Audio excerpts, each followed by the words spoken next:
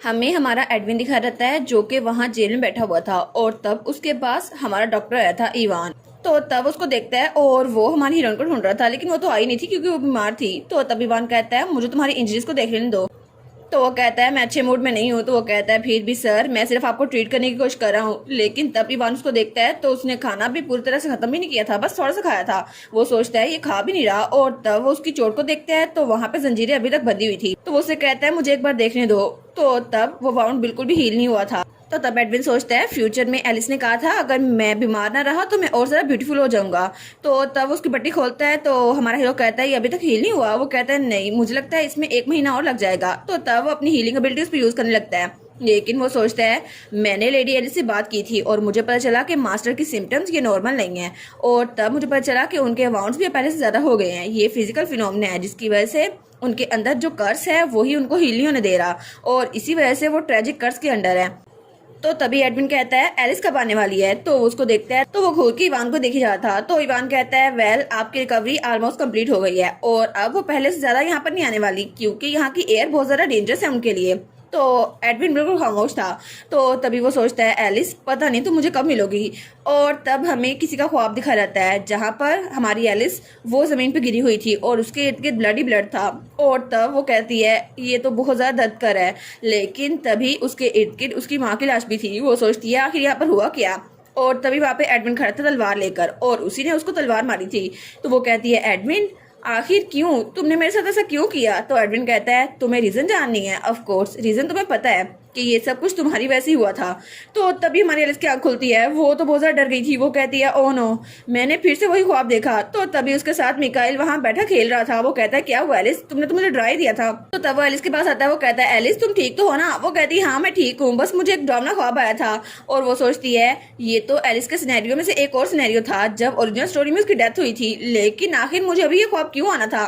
तो मिकाइल कहता है एलिस पानी पियो ना इसके बाद तुम बेड पे चल जाना यहाँ पे तुम्हें डरावने ख्वाब आ रहे हैं। तो वो कहती है नहीं नहीं ठीक है। और वो दिल में सोचती है एडविन तो पहले जितना स्केरी नहीं रहा ना। लेकिन तभी वो उसको घसीट के बेड तक ले जा रहा था। वो कहता है बस कर दो ये ख्वाब तुम्हें नहीं देखने इतने डरावने ख्वाब तुम तो डर गई हो। तो वो कहती है ठीक है। और तब उसको बेड तक ले आया था।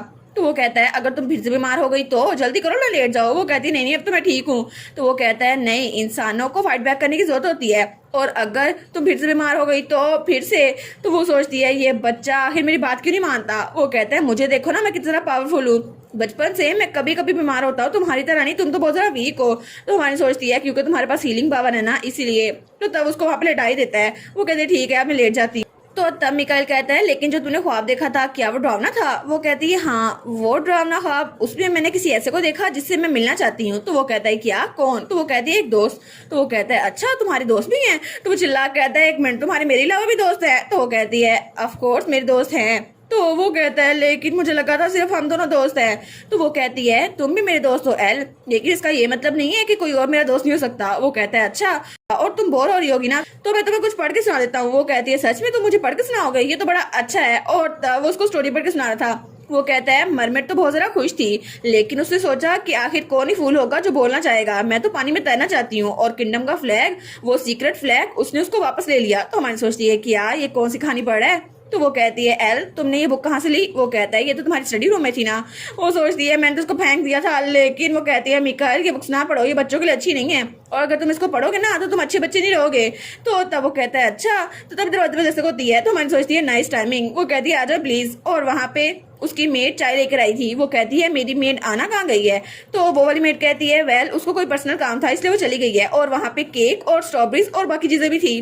तो मिकाइल कहता है वाह ये तो टेस्टी लग रही है देखने में। तो हमारी सोचती है कि जरा क्यूट और अडोरेबल है ना। हमारी हिरन कहती है कि तुम मेरा केक भी खाना चाहोगे। तो मिकाइल कहता है नहीं मुझे भूख नहीं लगी और तुम्हें खाना चाहिए, तुम्हें खाना वेस्ट ही करना चाहिए। वो कहती है ठीक है तो तुम मेरी हेल्प करो। और तब वो केक का चम्मच लेती है और उसके मुंह में डालती है। वो कहता है wow Alice thank you so much ये तो बहुत ज्यादा मजेदार है। तो हमारी सोचती है ना ये कितना क्यूट लग रहा है ना। लेकिन तभी थोड़ी देर बाद मिकाइल के मुंह से खून निकल रहा था। तो हमारी एलिस कहती है क्या मिकाइल। और मिकाइल वहां से नीचे गिर रहा था। तो तब उसकी तरफ हटती है लेकिन मिकाइल वो तो नीचे गिरकर बेहोश हो चुका था।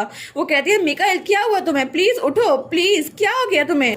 लेकिन मिकाइल उसकी हालत बहुत ज्यादा खराब हो रही थी। वो कहती है अब मुझे क्या करना चाहिए। और वो तो रो रही थी। वो कहती है डॉक्टर मुझे डॉक्टर को बुलाना चाहिए। तो तभी उसको आवाज आती है लेडी क्या आप यहाँ पर हैं। एल तुम कहाँ पे गए हो। और वहाँ पे इवान था। तो वो जल्दी से भाग के आती है। वो कहती है इवान प्लीज यहाँ आओ मेरी हेल्प करो। तो वो कहता है क्या हुआ? तो तब वो कहती है मिकाइल वो बेहोश हो गया है। और तब वो मिकाइल के पास आता है, उसकी पल्स चेक करता है और उसकी सांस। तो वो कहता है पॉइजन, ये पॉइजन है। तो हमारी लिस्ट कहती है क्या पॉइजन? लेकिन आखिर उसको पॉइजन कौन देगा? तो वो कहता है ये पॉइजन, इसकी smell same to same mint की तरह होती है, लेकिन अगर इसका ओवरडोज दिया जाए तो कोई भी बेहोश हो सकता है।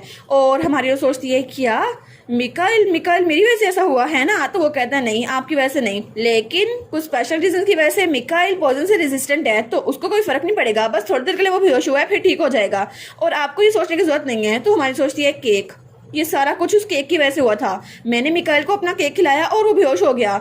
और वो सोचती है ओरिजिनली तो वो मेरे लिए था। तो वो कहती है मेरी गलती थी, मिकाइल ने मेरा केक खाया। तो इवान कहता है क्या इसका मतलब है कि कोई आपको जहर देने की कोशिश कर था माई लेडी? तो वो कहती है आई एम सॉरी इवान, ये मेरी वजह से हुआ है। तो वो कहता है नहीं, आपको फिक्र करने की जरूरत नहीं है और आप गिल्टी ना हो। और उसके सर पे हाथ रखता है। वो कहती है लेकिन ये मेरी वजह से था ना? तो वो कहता है फ्यूचर का किसी को पता नहीं होता कि क्या हो जाए। तो हमारी सोचती है अगर मैंने यानी कि एलिस ने वो केक खा लिया होता तो हाई चांस था कि मैं सच में बेहोश हो जाती और कभी उठ ही ना पाती, लेकिन मिकाइल ने केक खाया। तो इवान कहता है ये ठीक है, मिकाइल बिल्कुल ठीक रहेगा और ये फॉर्चुनेट है कि आप अनहार्म्ड हैं।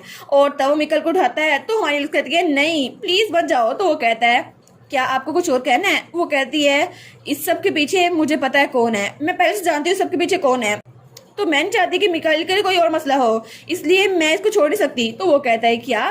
तो तब एलिस वहां बिल्कुल खामोश खड़ी थी। तो तब हमारा इवान कहता है लेडी क्या आपको सच में लगता है कि आपको इस मशीन में रहना चाहिए? ये जगह आपके लिए बहुत ज्यादा डेंजरस है। तो वो कहती है नहीं, मैं यहाँ पे ठीक हूँ, मुझे यहीं पे रहना चाहिए। तो वो कहता है लेकिन आपको यहाँ से निकल जाना चाहिए, ये जगह आपके लिए बहुत ज्यादा खतरनाक है, कोई भी आपको मारने की कोशिश कर सकता है। तो तब वो पाँव बढ़ाती है और केक के ऊपर पाँव रख देती है। वो कहती है बिल्कुल नहीं। तो हमारा इवान कहता है क्या लेडी क्या आप सच में यहाँ पे रहने वाली है? तो तब हमारी लिस्ट वहां जा रही थी। वो कहता है लेडी आप कहाँ पे जा रही हैं? तो हमारी लिस्ट कहती है पहले मुझे वापस आना होगा। और मिकाइल की स्टोरी के वो बेहोश हुआ है वो सिर्फ इसलिए क्योंकि मैं डिस्टर्ब हो गई थी। क्या तुम मेरी हेल्प कर सकते हो इवान? प्लीज मुझे तुम्हारी हेल्प चाहिए ताकि मिकाइल को कोई और मसला ना हो। तो वो कहता है जी माई लेडी मैं समझ गया। तो वो कहती है थैंक यू इवान। तो तब वो वहाँ चला जाता है। तो वो कहता है प्लीज आप भी अपना ख्याल रखिएगा। और तब हमारी एलिस वहां पे अकेली खड़ी हुई थी और तब वो तो बहुत ज्यादा गुस्से में आ गई थी। वो सोचती है मैंने कभी एक्सपेक्ट नहीं किया था कि वो इतना जरा गिर जाएगी, लेकिन उसने अपनी इकलौती बेटी अपनी बायोलॉजिकल बेटी को जहर देने की कोशिश की। हालांकि मैं जानती हूँ कि ये जहर उसने कॉन्सेंट्रेट होकर दिया होगा ताकि मुझे जरा मसला हो, लेकिन फिर भी उसने मेरे साथ ये करने की कोशिश की है। तभी उसकी मेड वहां पर आती है आना। वो कहती है माई लेडी लेडी एलिस क्या हुआ है? तो तब हमारी एलिस कहती है मैं यहाँ पर हूँ। तो वो वहां पर आती है। वो कहती है माई लेडी अब ठीक तो है ना? लेकिन जब वो बालकनी का सीन देखती है तो वहां पर केक और चीजें नीचे गिरी हुई थी। वो कहती है आखिर ये सब कुछ कैसे हो गया? तो हमारी बहन कहती है मिकाइल एल्गर है ना वो मेन डॉक्टर का भाई, मैं चाहती हूँ कि दोबारा कभी भी वो यहाँ पर ना आए, और वो तो बहुत ज्यादा बिगड़ा हुआ बच्चा था इसलिए मैंने उसको डांटा और इसके बाद वो यहाँ से चला गया। तो वो कहती है क्या? तो हमारी कहती है दोबारा कभी भी मिकाइल एल्गर को यहाँ पे आने ना देना, दोबारा कभी भी मैं नहीं चाहती कि वो यहाँ पर आए। तो उसकी मेड कहती है जी माई लेडी। तो तब वो कहती है कि मैंने कुछ गलत कहा? तो वो कहती है जी जी मैं समझ गई, अब वो दोबारा यहाँ पर नहीं आएगा। तो हमारी कहती है अब जरा इन सब से भी छुटकारा हासिल करो, ये जगह बहुत जरा गंदी हो गई है, मुझे यहाँ पर नहीं रहना।